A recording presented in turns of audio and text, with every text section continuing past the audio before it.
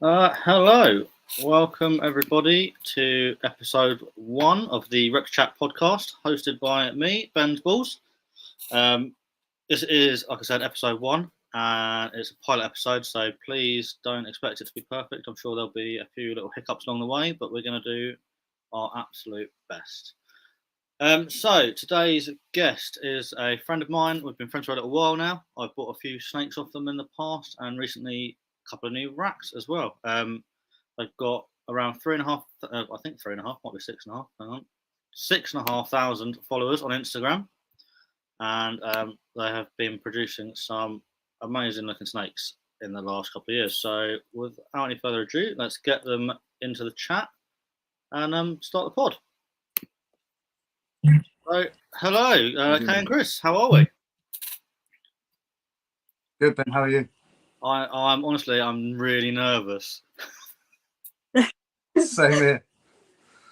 That's good. I'm glad we're all on the same page. So, obviously, I know you guys, but no, other people listening might not. So, if you just want to introduce yourself, just your names, Instagram, and that'll do for now. And then we'll get to know you a little bit more in a second. I'm Chris Thompson from K&C Royals. Yeah, I'm Kay from K&C Royals.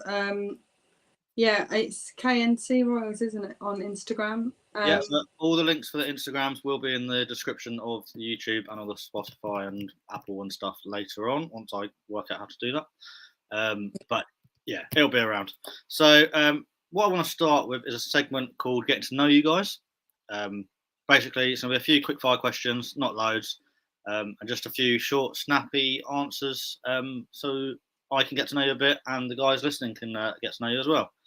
All right, so some of them will be about animals, and some of them will just be about stuff. So let's get stuck in. So, first exotic pet.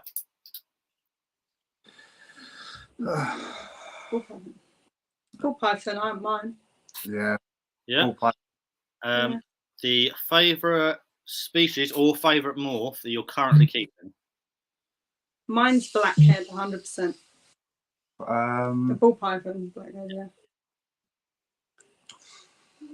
Choices.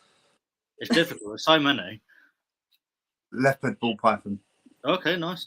Right, so money, no object. What species or morph would you buy? If I could, a green anaconda. Nice. He couldn't. Okay. What about yourself? I love boas, but yeah, no, I'd say a boa. Nice. Or a super dwarf tick. Okay, yeah, I like those. I know a friend has got one of those, and it's a cool looking snake. So, most overrated species or morph? Oh. Yeah, I ordered this one a lot as well. I'm not sure what I'd pick myself. Overrated. That's a hard one. Morph. Yep. It's hard because I don't see any that are overrated. I'd say they're more underrated than overrated. Okay, well, fair enough. What about species? If you say there was a species that was overrated, so it's too much hype. I'd say geckos, in my opinion. Yeah, leopard geckos or just geckos in general? The leopards. Yeah, fair enough. Yeah, and so moving straight on, what about the most underrated morph species? The most underrated, I'd say, morph-wise with ball pythons. For me, it's pastel. Yeah, okay, I would say that as well. I think it gets a lot of hate, pastel. Yeah. Mojave. Yeah. I one of my favourites, Mojave. I think most of my collection's got Mojave in it. It works with everything, Mojave. Yeah. Oh, brilliant. Right, and now moving away from the animals for a couple. Again, really just quick fire. These are basically yes or no answers. So, beach or mountains? Beach. Beach, yeah. Vacation or staycation? Staycation. Vacation. Yeah. Sun or snow? Sun. Snow. Night in or night out? Night in. Night in. Yeah. And early bird, night out, or a bit of a permanently exhausted pigeon? Permanently exhausted pigeon. Yeah. I know the feeling. Right, that's the getting to know you questions done. So hopefully the viewers and I know a little bit more about you. If it's relevant or not, it doesn't really matter. It was a bit of fun just to break the ice.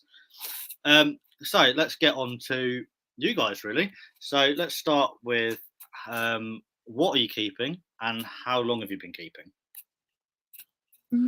Well, at the present, we are only keeping ball pythons. Yeah. But we were keeping other species and a couple of bearded dragons. Burmese pythons. Yeah, but we decided to just concentrate on the ball pythons going forward. Yeah. And how long have you been keeping for? Not necessarily, not royals, but just reptiles in general. Well, I grew up around them when I was little.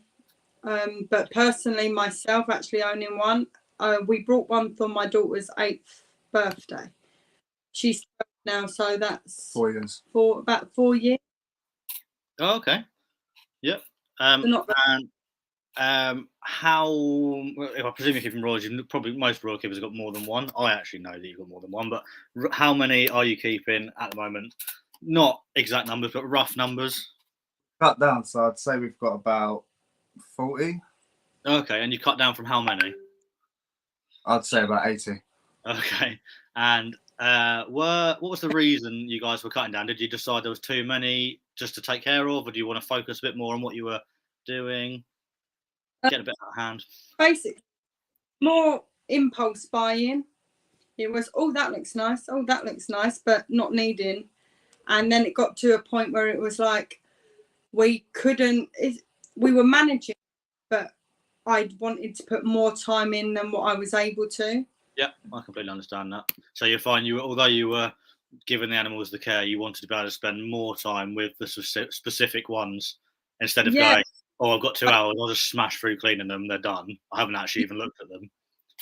Wanting to actually spend some time to, do you know what I mean, take some pictures and actually interact with the animals themselves. We weren't able to really do that. Once everything was done, it was like, okay, now we're exhausted.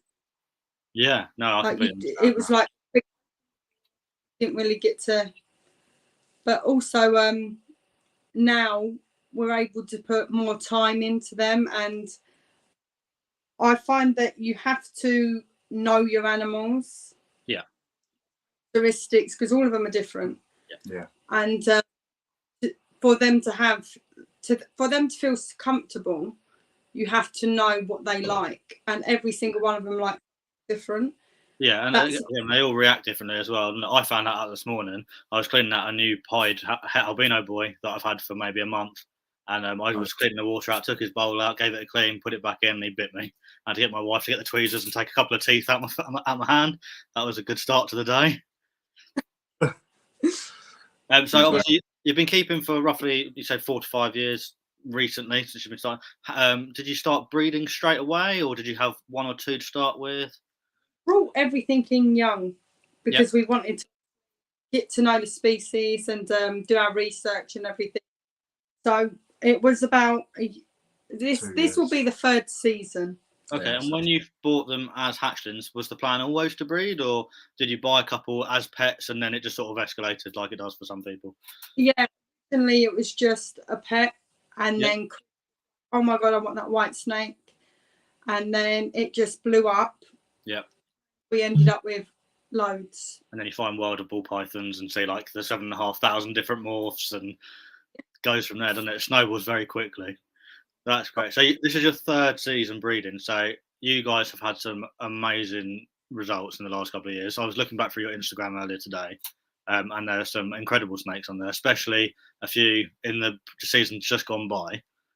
As you guys well know, I'm going to go into your Instagram in a little bit, and we'll have a look at a couple of them. But over the last couple of years that you've been breeding, what would you say your highlights are?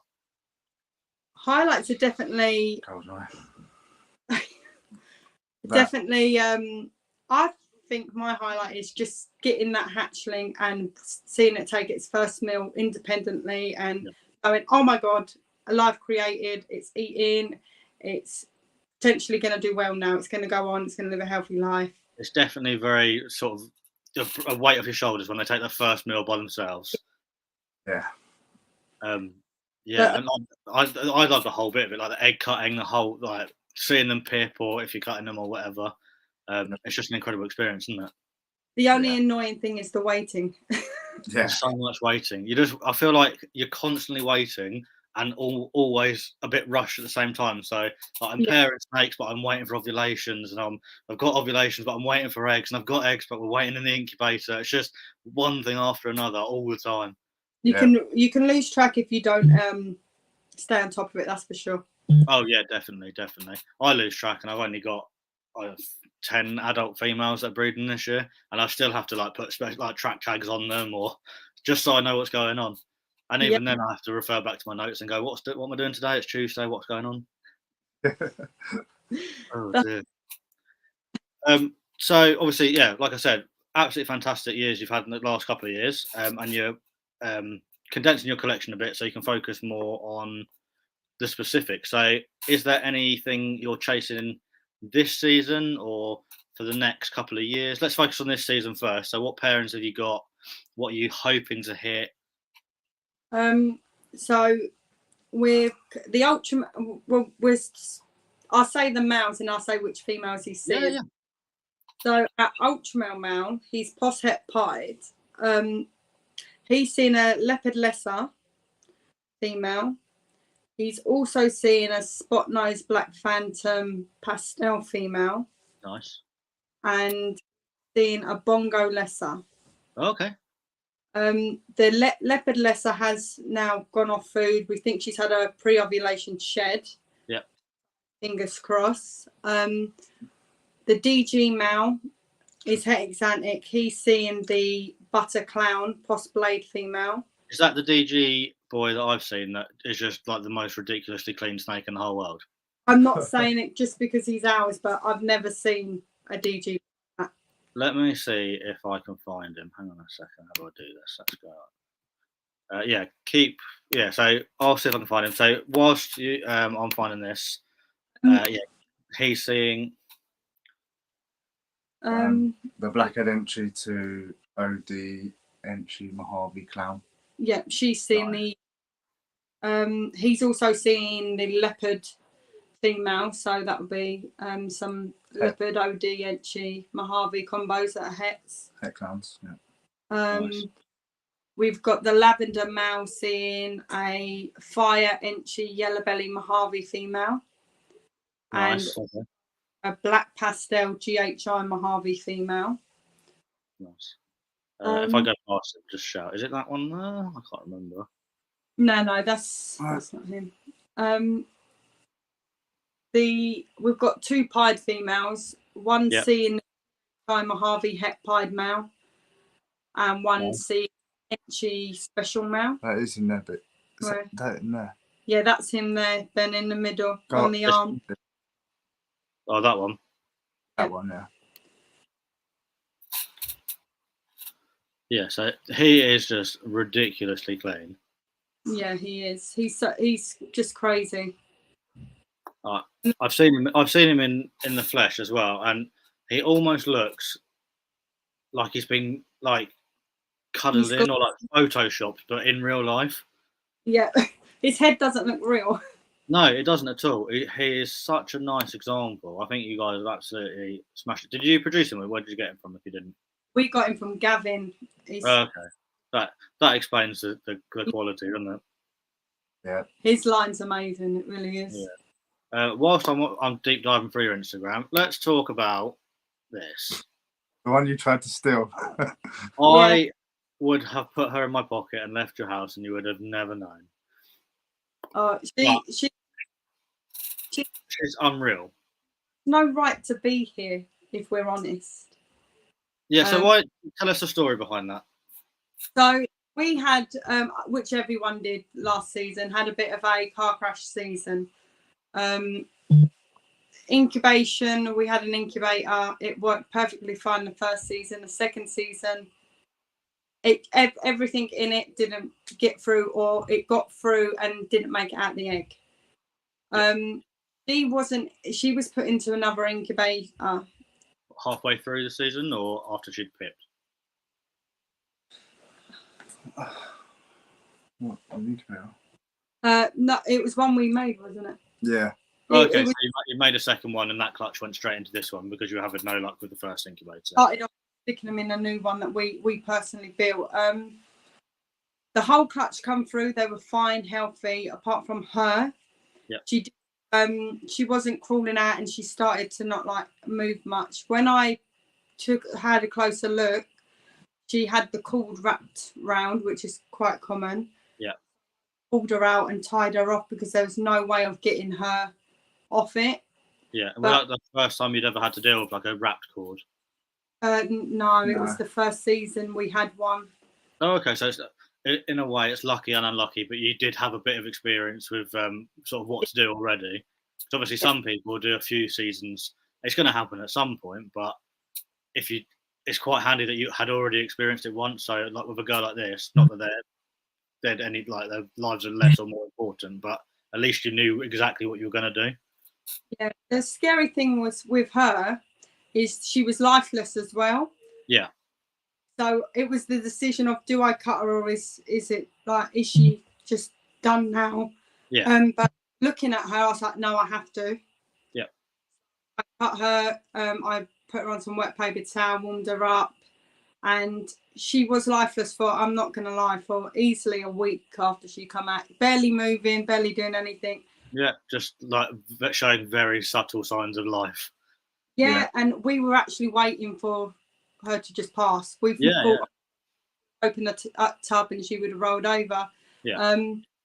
I assisted her the next day because I could see how weak she was. And what did you assist her with? Just like a mouse pinky, like the smallest meal you could find? It was literally a tiny little multi-pup, the tiniest one, just to get something in her system to try and perk her up. Yeah. It did perk her up, but not as much as we wanted. So 3 days later, we gave her another one. And she just turned around like nothing. She took 4 weeks to shed out of the egg skin. Oh, wow. Okay. That's a really long time, isn't it? Yeah, and when she shed, we were like, oh my God, what is this? Yeah. Like, I still think, oh my God, what is this now when I'm looking at it now? But when she first shed, she didn't have all the black on the sides. She was just grey with a black head. Yeah. And like, every time you pop a picture up, she changes colour. It's mad. Crazy. But she now, you can't even open the tub without her trying to eat you now. So she has no right to be here, but she's definitely thriving now. She's making up for that now. And yeah, she's just absolutely stunning. Have you got an ID on her yet, or is it still a sort of guest ID?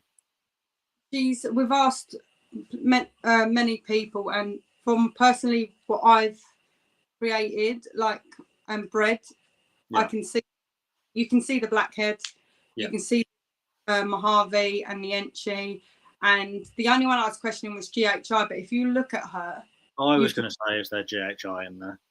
Yeah, that's the only one I was questioning. But if you look at her, you can see. Yeah. I mean, she is just absolutely. I mean, if you hit another one, don't even just send her straight to me, and I'll send you however much money you want.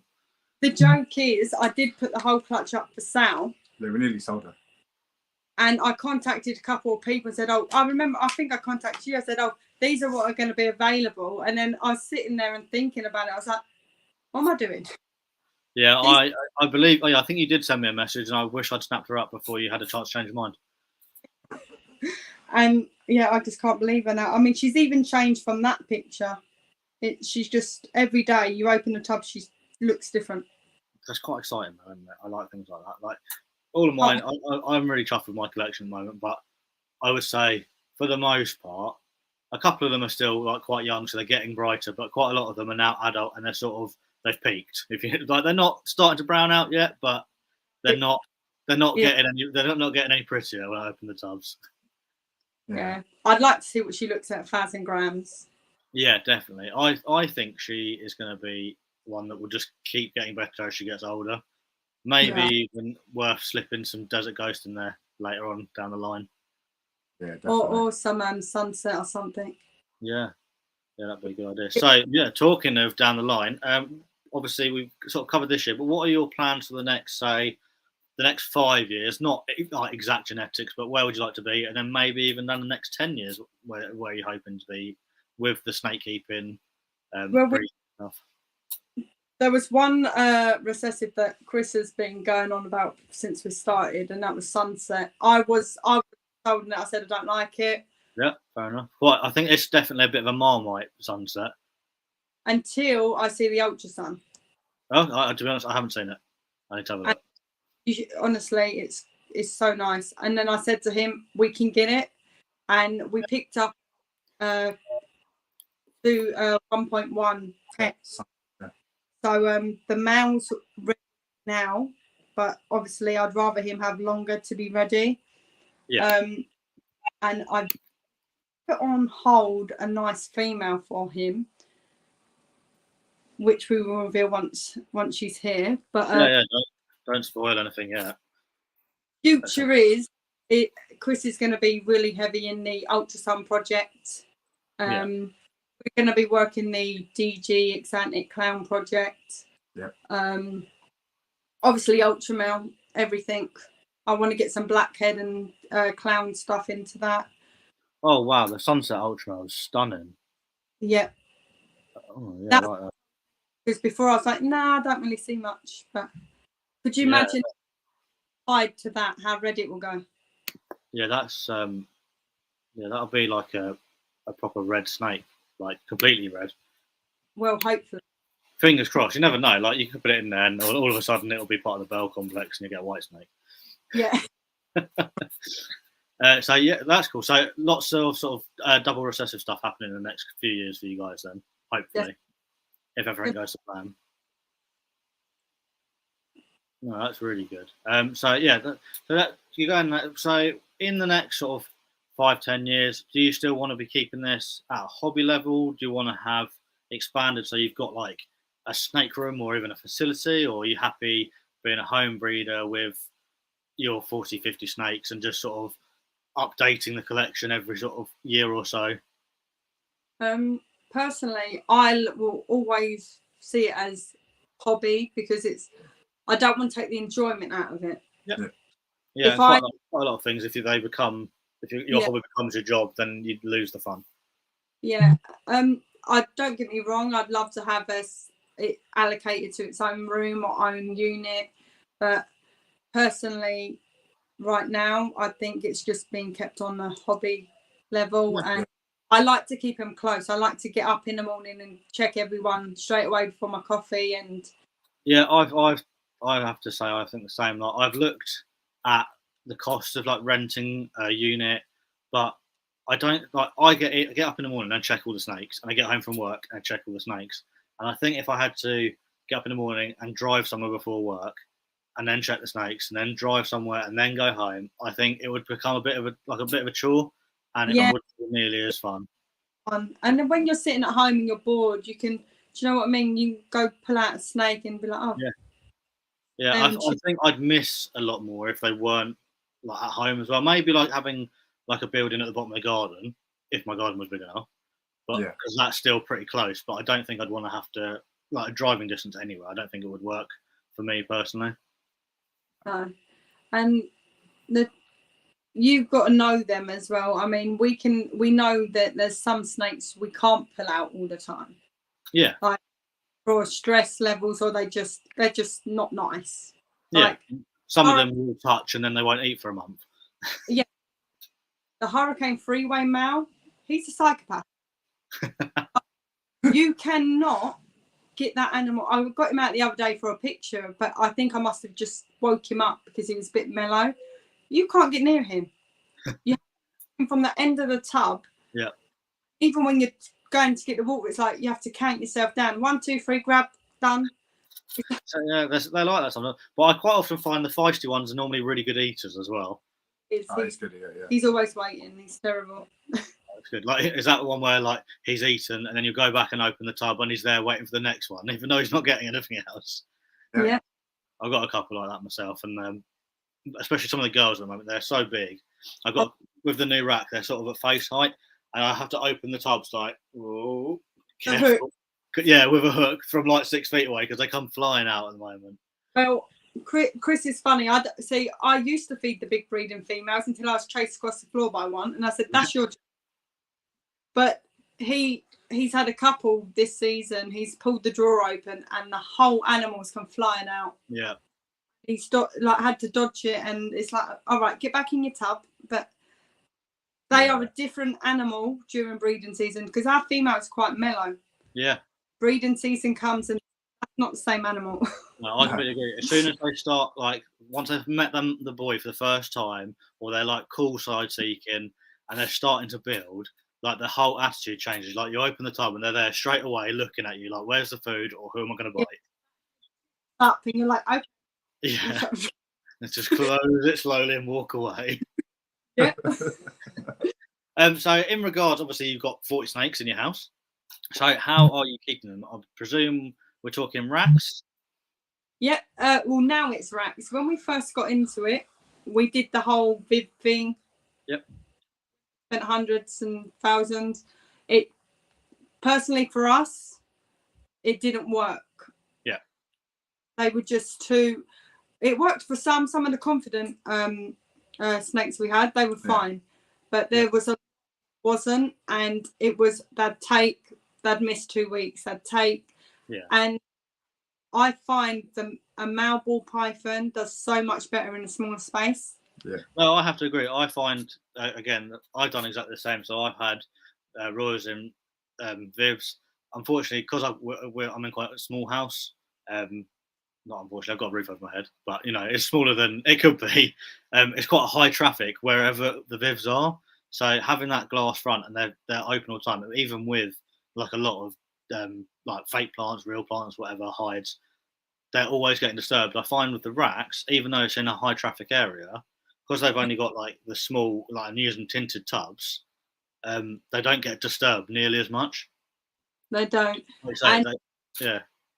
I find as well, a lot of them have to feel themselves on the sides of the tub.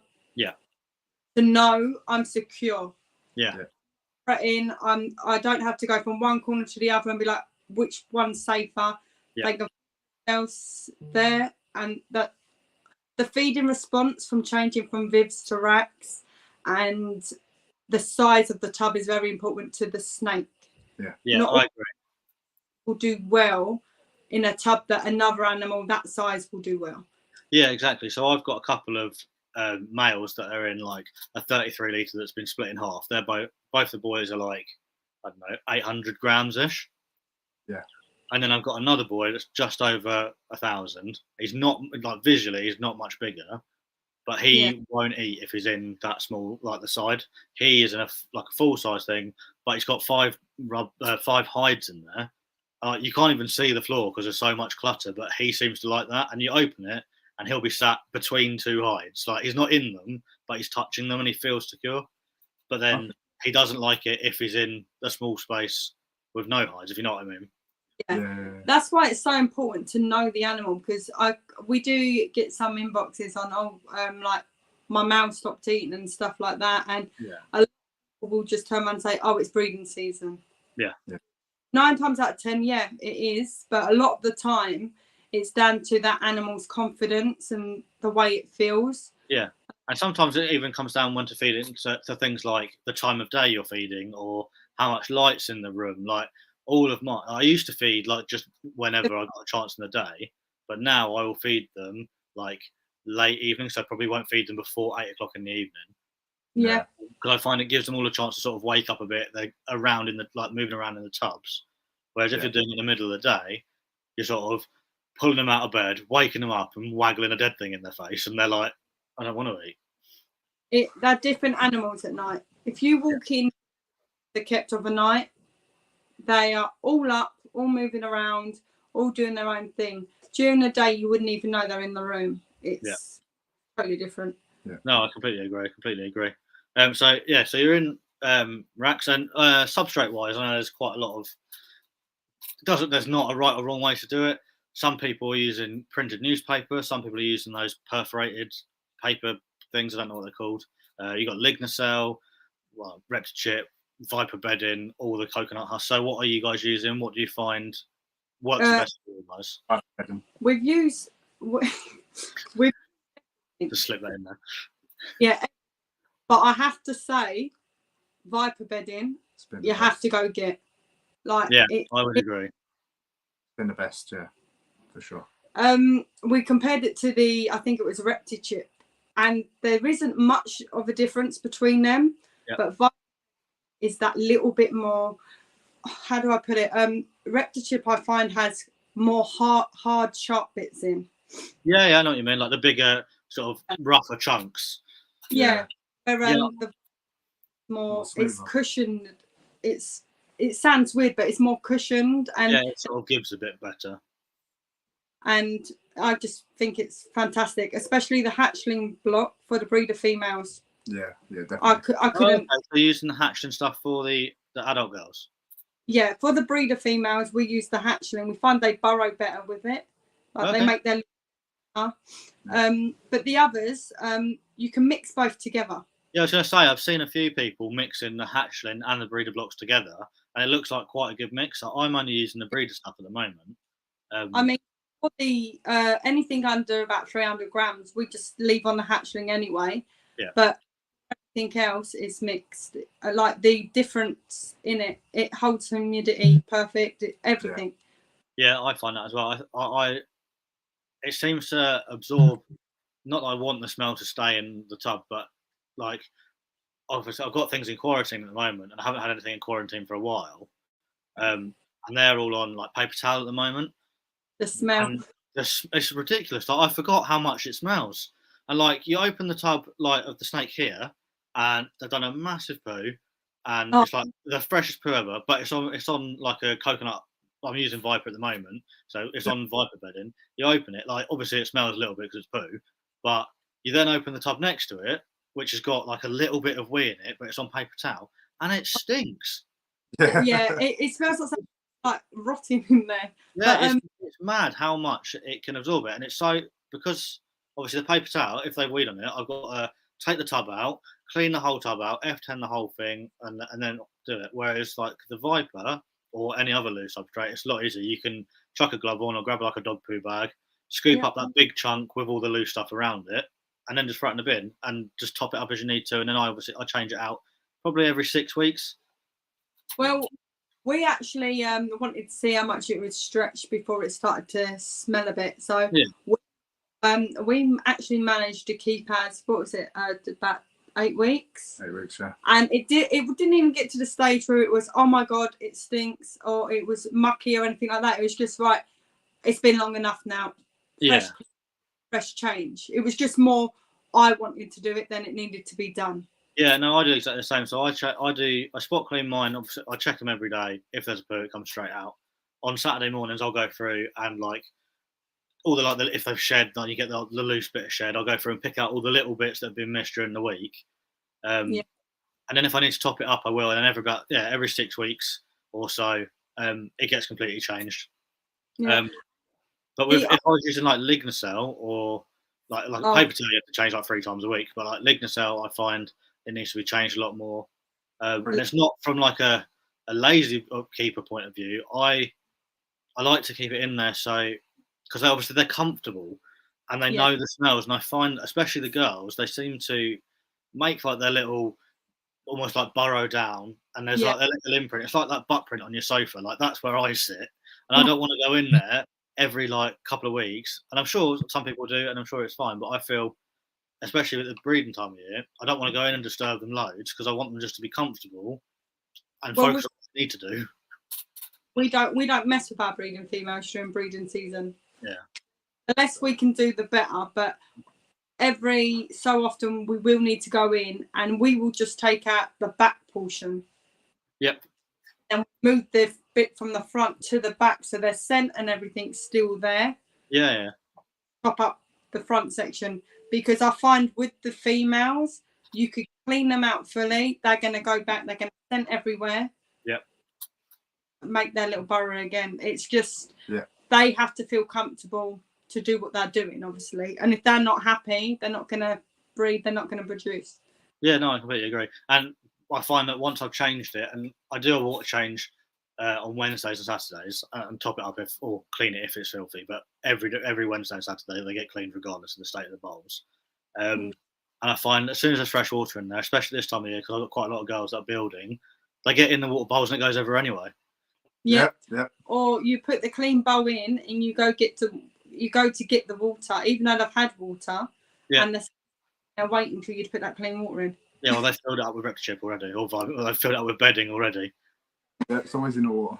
Always in the water, and it's always on the floor as well. I just spend my whole life changing water bowls and sweeping the floor. Yeah. But it's all good. It's part of the fun, isn't it? Go on, sorry. The linger cell. It's like everywhere. You breathe too hard on it, and it's everywhere. Yeah, and you go to work, and it's in your pockets, and it's like in your car, and it's just nightmare. I don't like it. I used it for corn snakes a long time ago, and I just remember, like you say, it gets everywhere. It's just very messy. Yeah, a lot of people do use it, but I find, me personally, like the coconut bedding, whether it's Viper bedding, ReptiChat, Hurt Pask, whatever, that for me in the environment, I don't know if the house makes a difference, like the rooms or whatever, but that seems to hold the humidity the best for me. I'm not got no issues shedding. There's no issues with mold or anything like that, so I'm happy with what it is. Yeah.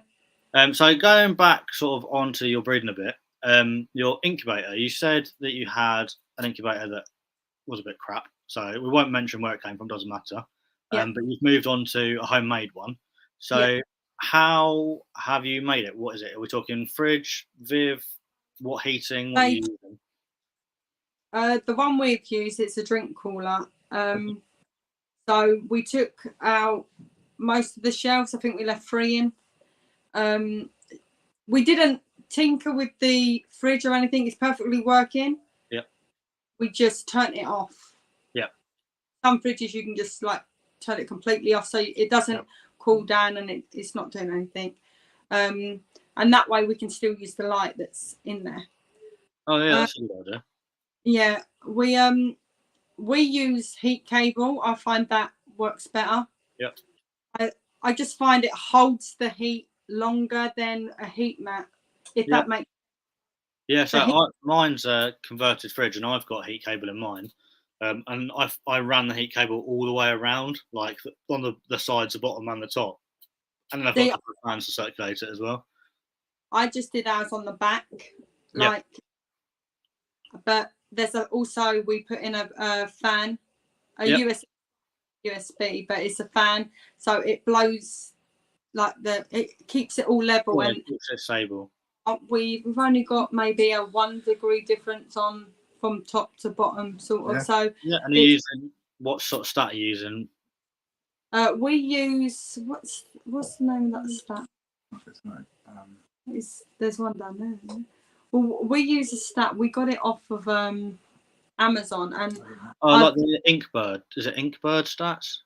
Yeah, I think it is that one. Yeah. And I that temporarily, and then I can upgrade it. But to be honest, I haven't had to change it. It's been so good.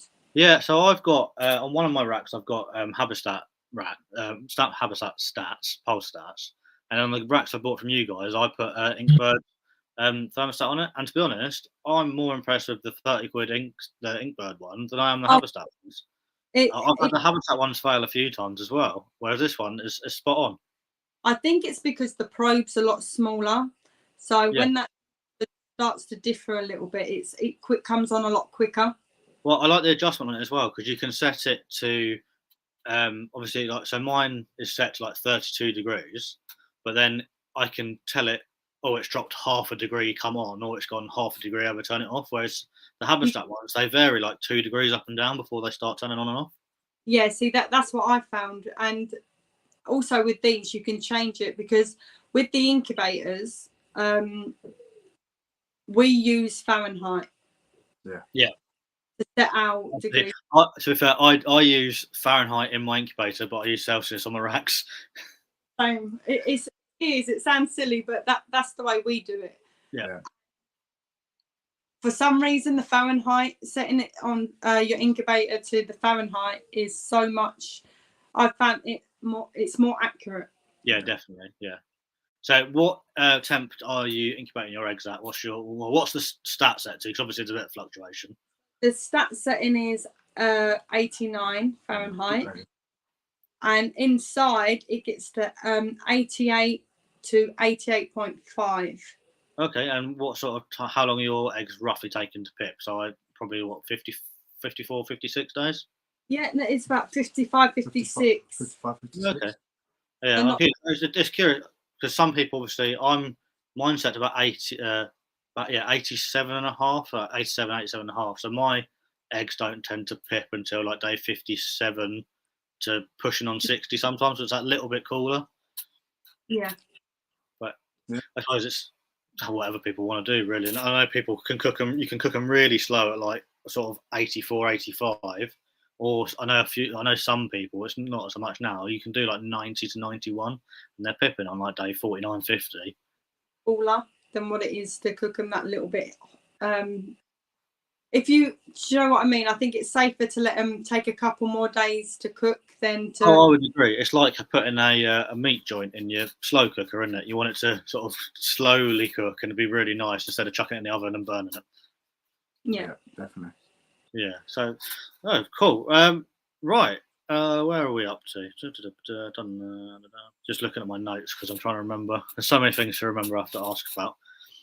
So I think that's pretty much summed up where you guys are at the moment in your, let's call it, breeding career, snake reptile keeping career. So do you have, or I don't know how to phrase it, sort of what inspirations or inspirational people or Instagram accounts or wherever, where are you looking? Like when you're scrolling, you got 20 minutes, are you on YouTube watching people? Are you listening to podcasts? What are you doing? I mean, main person that we like to watch and get advice and stuff from is Gavin. I mean, huge support for us as well as everyone else on his Patreon, and even people that aren't on his Patreon. He's just an amazing person. Yeah, so I'm not on his Patreon, but a few times I've like had to message him for ID helps, or I've watched on some of his YouTube videos, and it's just such a nice bloke. He will never turn anyone away. I don't have a bad word to say about him. Like he just gives and gives and gives. No, that's brilliant. And is there anybody you wanted to give a shout out to before we sort of start to wrap this up? Obviously, it doesn't matter if there isn't. You can just go, no, we're well happy. It's hard to choose just one, really. Yeah, it is. And it's hard to think on the spot as well. I should have given you a heads up. Yeah. I mean, Snake Hut. Yep. And I know they're an amazing couple and they're very supportive. Yeah, they were on a podcast I listened to recently. And I started following them, and it looks like their snake room is incredible.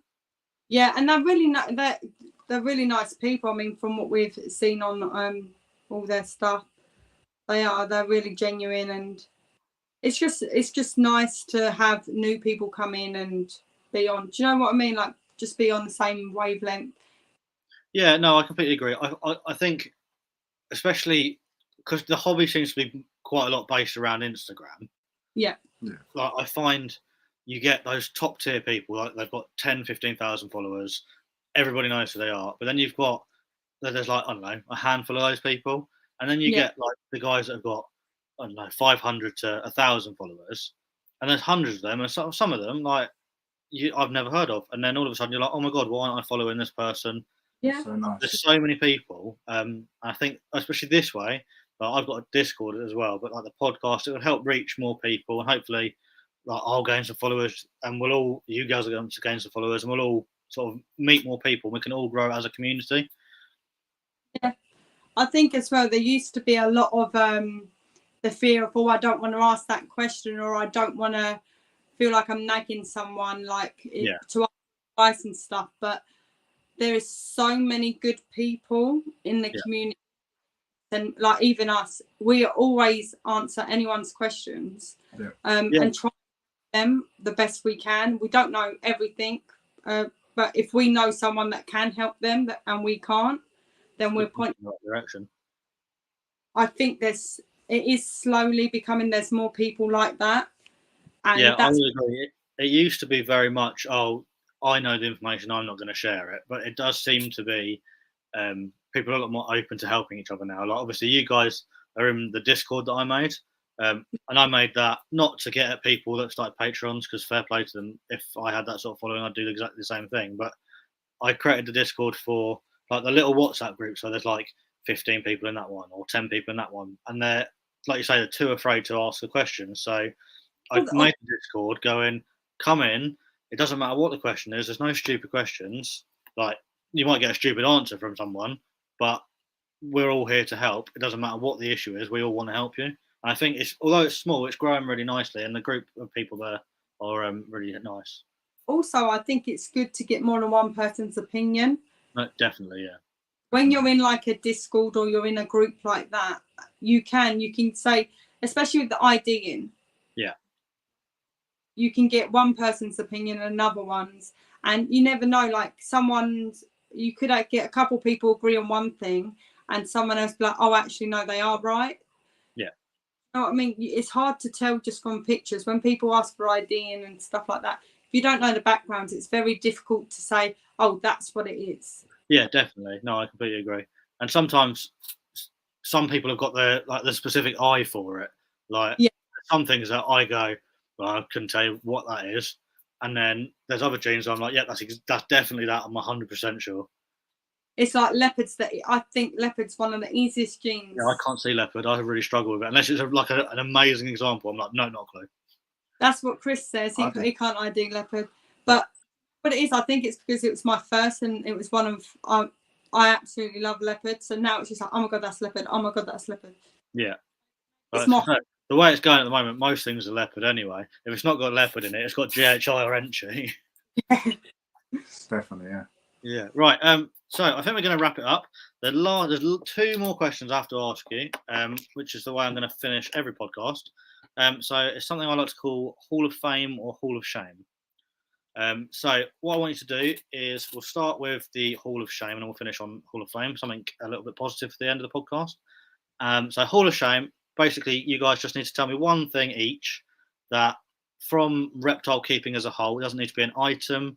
It can be like advice, a morph, some like old method of keeping, anything that you don't like that you want to put in the Hall of Shame so nobody ever has to deal with it ever again. Oh. Yeah, I know. He likes to put you on the spot, doesn't he? Yeah. Unfortunately, it's the first episode, so someone's got to get put on the spot. So the next people that go on, they'll have listened and be like, "Oh, I'll think about that." Yeah. Right. So something that you wouldn't. So I'll tell you what. I'll start off to give you guys a bit of help. So something that I would put in the Hall of Shame that you don't really see very often anymore, but they used to be really popular, are heat rocks. Like the rocks that you can just put in your viv, and your animal will go and sit on it. They're plugged into the wall, and then all of a sudden you've got a slow roasted bearded dragon. Yeah, they're going straight in my Hall of Shame. Yeah. Do you know what I don't? I've seen a couple of people, and I've heard of a couple of people having to break them open and stuff. Are the cave hives? They're meant for lizards. The magnet ones. They just slide on top. Yes, I know the ones. Yeah. And personally, I think they're more meant for lizards. But a couple of people, obviously, they're just getting into it. They go, "Oh, that's a nice hive." They take it home. They put their corn snake or their ball python in it, and it gets stuck. Yeah. And it can't get out. Okay, so we're chucking cave hives for snakes. Gone in the Hall of Shame. I'm going to make a nice little animation for this at some point. I get a dome or get the rock ones, or even use celebration boxes, the plastic ones, cut out, All of mine are full of celebration boxes. Honestly, if someone come and looked, they'd go, "Bloody hell, you got so. How are you not the size of a house? That's so much chocolate." Yep. Chris, what were you putting in the Hall of Shame?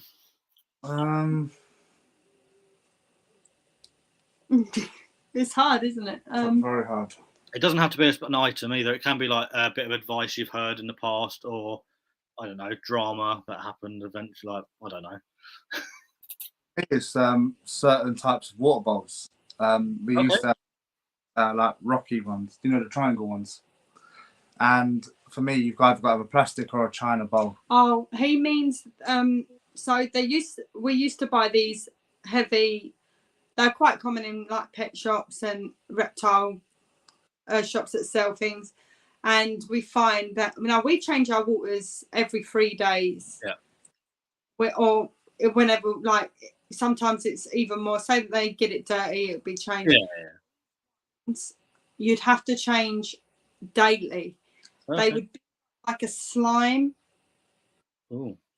And like you'd tip the water out and then you go to wipe it and you could feel it. Yeah, and well, yeah, I've used a couple of those. Yeah, I know exactly what you mean. Yeah, they're nasty.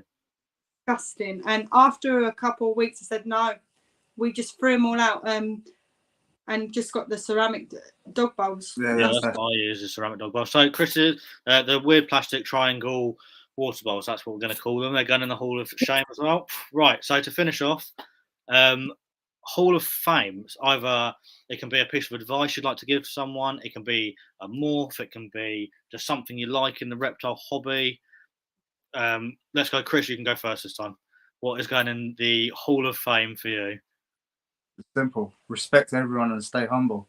Yeah, perfect. That's what I say to everyone. Just be nice to everyone. Yeah, treat people as if you want to be treated. Yeah. Also, remember, it doesn't matter how much experience or how much you've researched, there's always more to learn. Everything's always expanding. There's always new research. You never know everything. So if someone is trying to give you some advice, it's not that you have to take it, but just listen. Listen to what so, and yeah. on board, because a lot of people go, oh, who are they to say that? Like, but if you actually listen, you never know. Down the line, you say, oh, why is that happening? And then think, oh, they said to try this. And it's not that people are telling you what to do or advising you wrong, but no one knows everything. Yeah, I couldn't agree more. Research that's still being done. Look at the genetic thing now. We never used to have that. There's so much being uncovered. So no one knows everything, but just research all the time. Keep on top of everything. No, I don't think you guys could have said that any better, to be honest. So yeah, that's us done. That is the podcast. So thank you very much for coming along. I'm going to kick you guys out in a second and just do a little outro, and I'm sure I will talk to you guys soon. But I think for episode 1, I think that went pretty well. So thank you very much. Thanks, Ben. Thanks, Ben. Thank you. Speak to you soon. Thanks. Cool. So there we go. Thank you very much, everybody. That was episode 1 of the ReptiChat podcast. I don't know how frequently these are going to be yet, so probably once a month, but it might be a little bit more than that. If you enjoyed it, please go in the description on the YouTube video, or if you're an audio listener listening on Spotify, Apple, wherever you're listening to your podcast, there should be a link in the description for my personal Instagram, the podcast Instagram, and our guests, who obviously were Kay and Chris today. So all the links should be in there. Go and give us a follow. And until next time, thank you very much. This has been the ReptiChat podcast. Goodbye.